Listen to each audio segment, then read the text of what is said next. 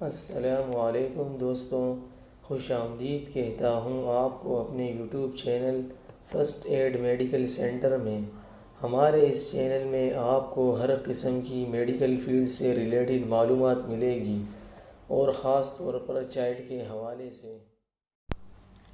دوستوں، آج ہم آپ کو بچوں کے بخار کے بارے میں بتانے والے ہیں، یعنی بچوں کا بخار گھر میں ایمرجنسی میں کیسے کم کیا جائے۔ اکثر اوقات ایسی ہوتی ہیں کہ گھر کے نزدیک کوئی ہسپتال یا کوئی ڈاکٹر نہیں ہوتا۔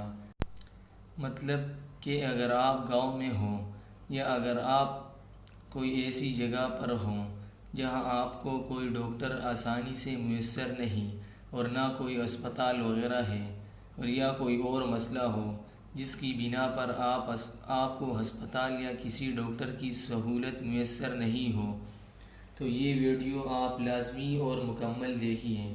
بچوں کے بخار کم کرنے کا طریقہ یہ ہے کہ آپ بچے کو بخار کی دوائی پلائیں، کوئی بھی بخار کی دوا، اور بچے کے سر کو اچھی طرح پانی سے دھوئیں اور ہاتھ پاؤں کو دھوئیں۔ اکثر لوگ ڈرتے ہیں کہ بچے کو بخار میں پانی کی پٹی نہیں کرنی چاہیے، پر یہ بات بالکل غلط ہے۔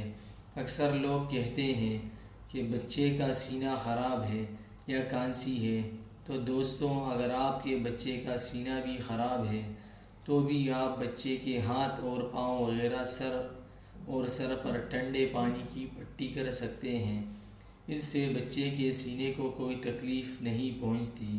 دوسری بات یہ کہ اکثر بچوں کا بخار ان کے سر پر زیادہ ہوتا ہے، جس سے بچے کو جھٹکے کا خطرہ ہوتا ہے۔ تو بچے کو جھٹکے سے اور بخار سے بچانے کے لیے اس کی کولڈ سپنجنگ لازمی ہے، مطلب کہ ٹھنڈے پانی سے اچھی طرح پٹی لازمی ہے۔